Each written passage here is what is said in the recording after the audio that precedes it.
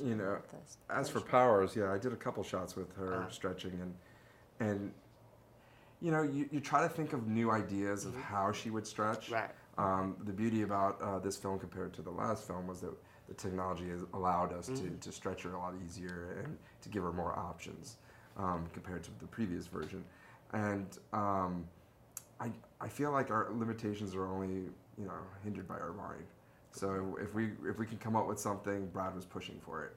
And so whatever was going to be fun, new, you know, as artists, as an animator at least, I love, you know, comics and superheroes, and so I've grown up with all that stuff. So you try to make something a little bit more original, so something that maybe someone hasn't seen.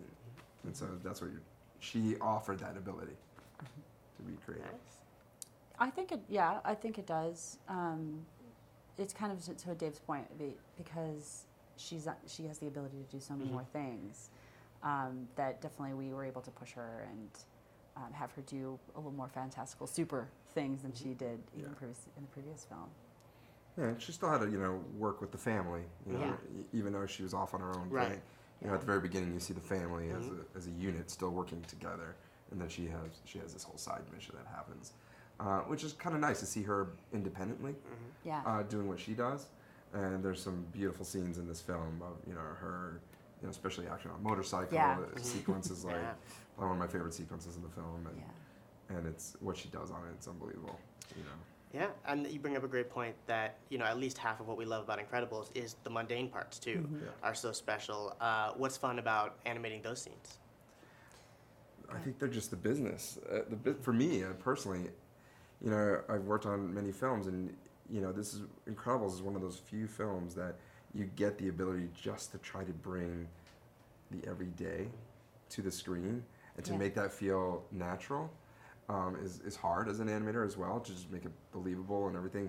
In live action, you would just shoot the scene, but in animation, you're trying to milk it for all the little gems of humor that you can come up with. But I think it's just, as an animator, as a personal artist, I love doing those moments because I just feel like they're believable. They make it feel so much more authentic.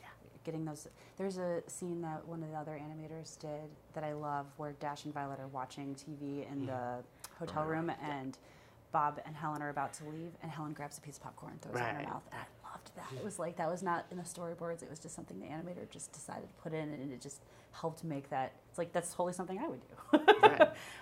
Or just the dinner scene, or any kind of, you know, brushing teeth, and anything that makes our everyday life, that we do in our everyday life, makes the characters feel that more real. Absolutely. Real quick, do you guys have any advice to aspiring animators? Wow, there's, you know, it takes a lot of work and a lot of practice, and don't give up. Really, honestly, there's a lot.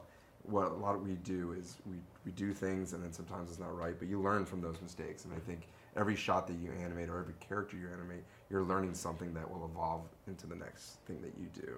And so the more you do, the better you'll get. And not to give up, you know. It's one of those things. It takes a lot of work. It's just like many other jobs in the world. You know, it just takes a lot of practice, a lot of dedication. But if you're dedicated and you feel inspired and this is what you want to do, then you just move full strength into it. Do everything you can to just animate.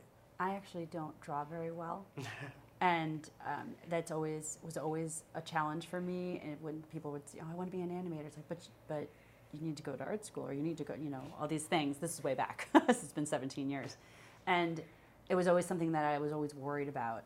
But instead of focusing on that, I was able to understand more of a puppeteering kind of thing, in terms of how to think about animation. And so having that kind of roadblock in my head, or people saying like, "Oh, you can't be an animator because you don't draw very well," moving past any kind of obstacles like that and trying to find your way of doing things.